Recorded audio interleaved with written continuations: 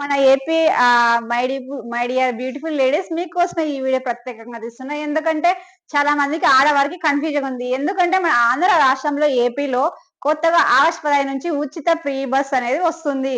శ్రీశక్తి పేరుతో ఆల్రెడీ కూటమి వాళ్ళు ఎలక్షన్ ముందర అందరికి ఫ్రీ బస్ ఉచిత బస్ మహిళలకు ఇస్తామని అప్పుడు అనౌన్స్మెంట్ చేశారు కదా. సో ఇప్పుడు ఈ ఆగస్టు 15 నుంచి మన ఆంధ్రప్రదేశ్ లో మాత్రమే వాళ్ళకి మాత్రమే ఇది యూజ్ అవుతుంది అనమాట.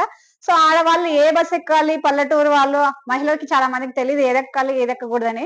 సో వాళ్ళ కోసం ఈ వీడియో పెడుతున్నా. ఈ వీడియో మీరు కూడా చూసిన తర్వాత మీకు సంబంధించిన వాళ్ళు తెలియని వాళ్ళకి వీడియో అయితే షేర్ చేయండి. సో ఇప్పుడు మనం పాయింట్కి వెళ్దాం. ఏ బస్సులలో మనం వెళ్ళాలి? ఫస్ట్ మనం బస్సుకి వెళ్ళాలంటే ఏ బస్సులో మనం ఫ్రీ బస్కి ఎక్కాలంటే ఏం తీసుకోవాలని చాలా మందికి డౌట్ ఉంటాయి కదా. ఏం తీసుకెళ్లాలంటే pan card, Aadhaar card, voter ID, ఈ 3 కంపల్సరీ ఏదో ఒకటి తీసుకోవచ్చు. ఏది తీసుకెళ్ళినా 0 టికెట్ వాళ్ళు కొడతారనమాట. తర్వాత ఎక్కడి నుంచైనా మనం ఎక్కడైనా జర్నీ చేయొచ్చు మన ఆంధ్రప్రదేశ్ లో.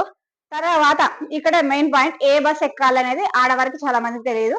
విలేజ్ బ్యాక్గ్రౌండ్ లో ఉండే మహిళలకు అసలు చాలా మంది కన్ఫ్యూజ్ అనుకుంటారు.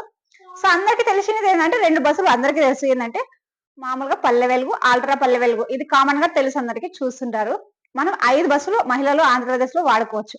అదేంటంటే Palle Velugu, ultra Palle Velugu, city bus, metro city express, metro express, normal గా వైట్ బ్లూ కలర్ ఉండే ఎక్స్ప్రెస్ కూడా ఎక్కొచ్చు. అందరికి తెలిసిన విషయమే. ఈ 5 మనం ఆంధ్రప్రదేశ్ లో ఎక్కడికైనా వాడుకోవచ్చు. మనకి పరిమితం ఏంటంటే తిరుపతి వరకు మనం వెళ్ళొచ్చు.